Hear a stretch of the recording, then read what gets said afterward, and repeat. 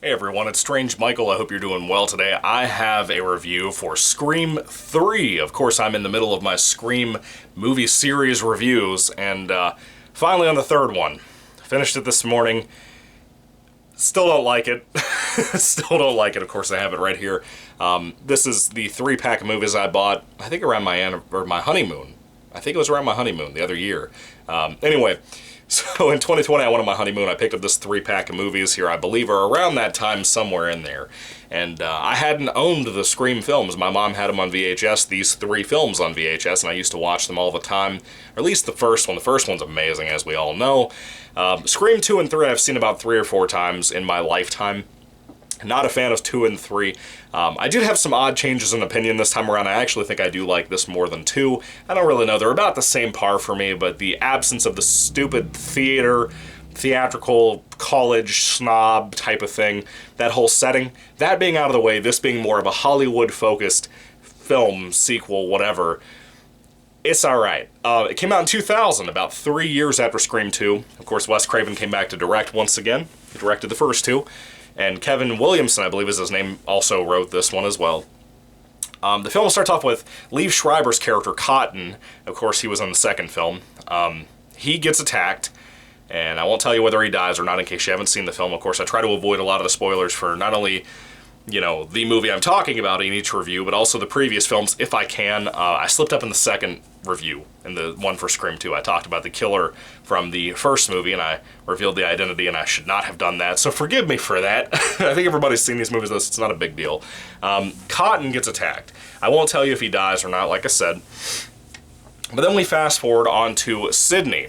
Our girl Sydney is living off in kind of like a small, out in the middle of nowhere place. Not in like the woods, but like kind of near that. Dirt road, very tucked away. Kind of dangerous to be tucked away like that if you're that type of person. But I also get wanting to get away from everybody.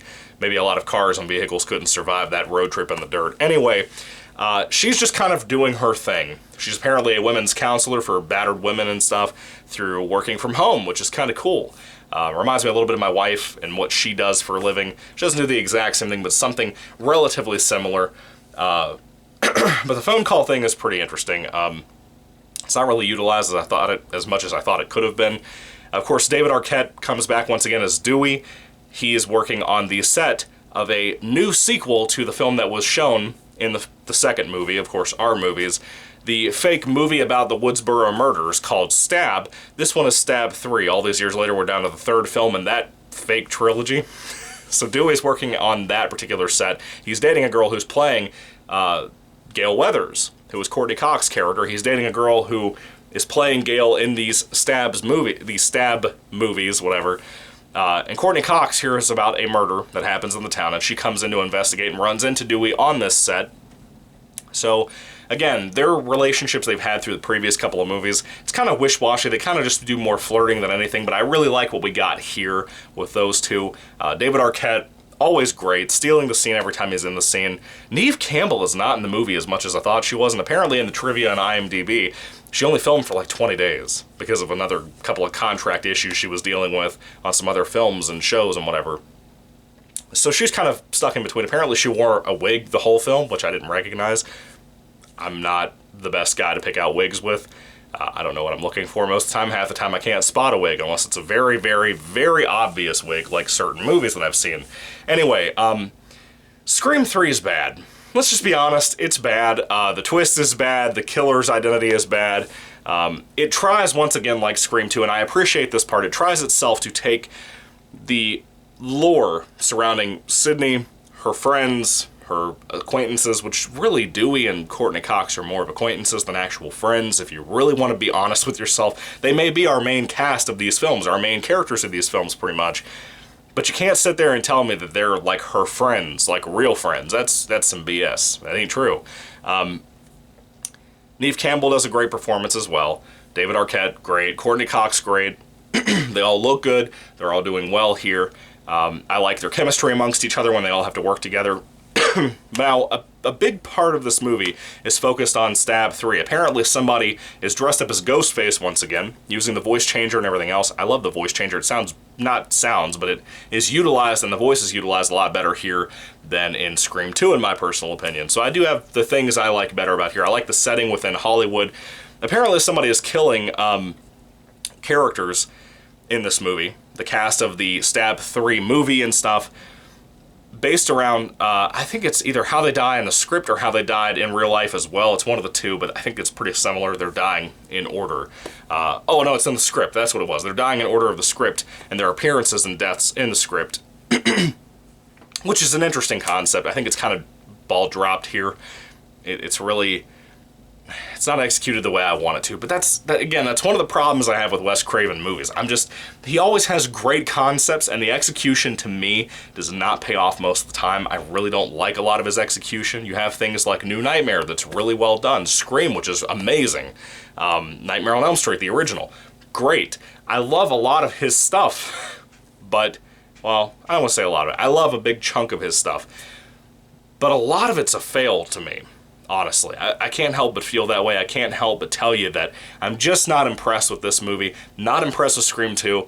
I think I like this a little bit better than Scream 2, but not by much. To me, it's more watchable, frankly. It's not because of that frustration I have with the whole theater setting in my past working, or not working, but when I was in school, I took some theater courses and whatnot.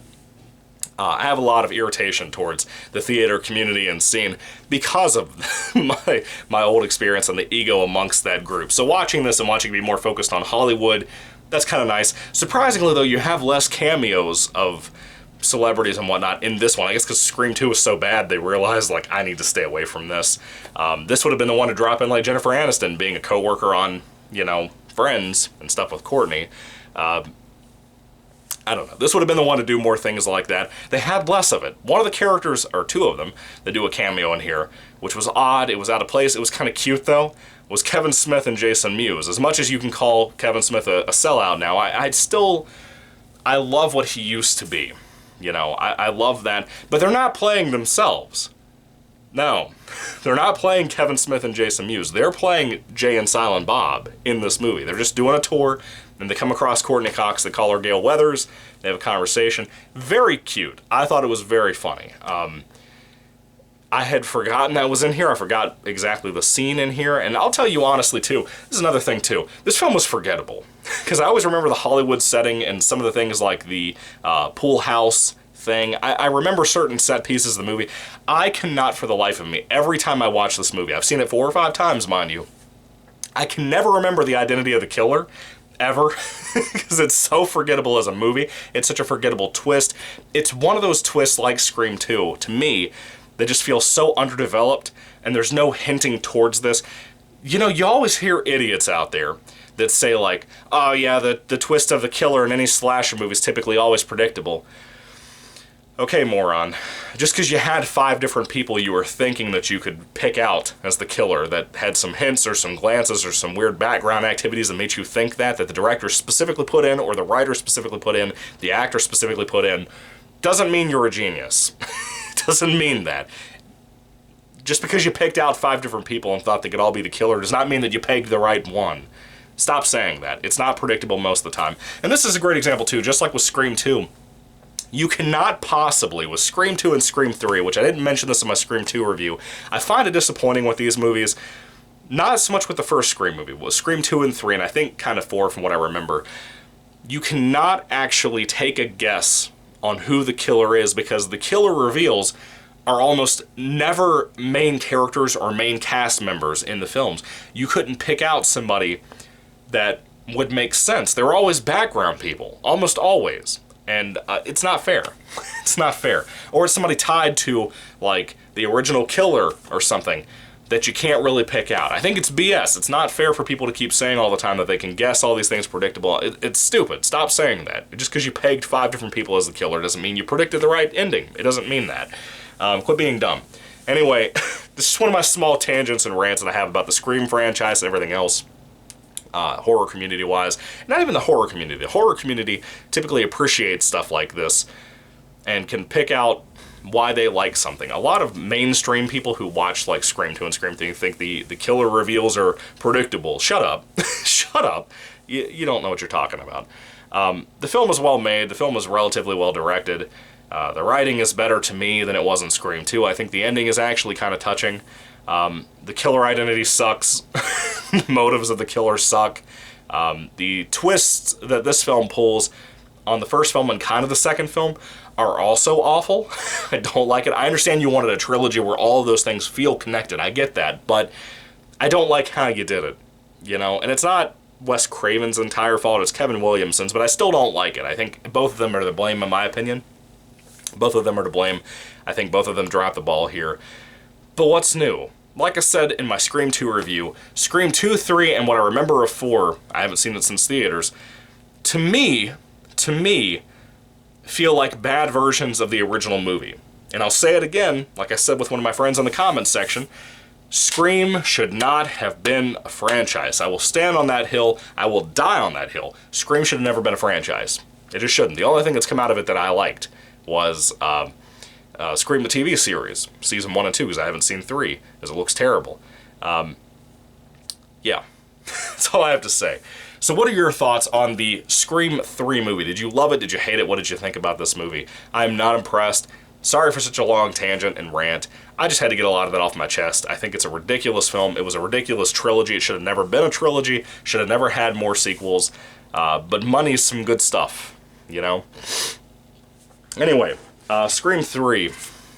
It's a bland movie. I don't think it's as bad as Scream 2, like I said. I thought it was before I watched it this time around, but I find it a lot more tolerable to my personal tastes than Scream 2. I'm not saying it's a better made movie. I'm not saying it's a better written movie. I kind of think it is in my personal opinion for my taste, but not objectively so. These are not wonderfully written movies aside from the first movie, in my opinion. When it comes to Scream 3, if I had to rate this 2000 movie on a 5-star basis, by the way, the music wasn't that great either. If I had to rate it on a 5-star basis, I would give it like a 3 out of 5 stars. It's not really saying much. It's very average, very bland. To me, this is almost under average compared to slashers that I've seen that come out in theaters. For example, I recently watched Malignant that came out last year. That's a great example. And this is a great example, too, just to throw that out there, how James Wan and Leigh Whannell both, even though they didn't work on Malignant together, but my point is with like The Invisible Man and different things like that, those two know how to deliver a twist properly. They know how to do it from the audience perspective as well as the director perspective. And they know what they're doing.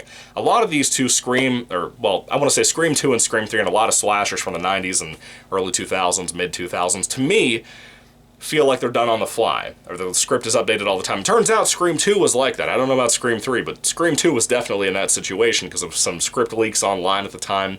It is what it is. But this is not a good movie, really. I don't want you to think that my 3 out of 5 star rating is being deceptive or anything like that. I slightly like it better than I do 2. Not by much, but enough to give it a 3. Just barely. Just barely. Just barely made it into a 3 out of 5. If I had to sit down and watch any of the sequels again at this current moment, I think I could sit through this one more than 2, easily. For me, for my personal taste, and the cutesy Bob and Jay scene. Anyway, 3 out of 5 stars for me. What do you guys think about Scream 3? What do you think about this franchise? What do you think about the previous 2 movies, and the 4th one, and the newest one coming out, or has already come out? Whatever. I hope Scream 5 is good. I would like a good sequel, but it doesn't sound like it's getting very good reviews so far from what I can tell. I just want more slasher films. I want more horror movies that are good, that are not ghost possession movies. That's all I want. Anyway, what are your thoughts? Put them down below, guys. Thank you for watching. God bless you, and goodbye.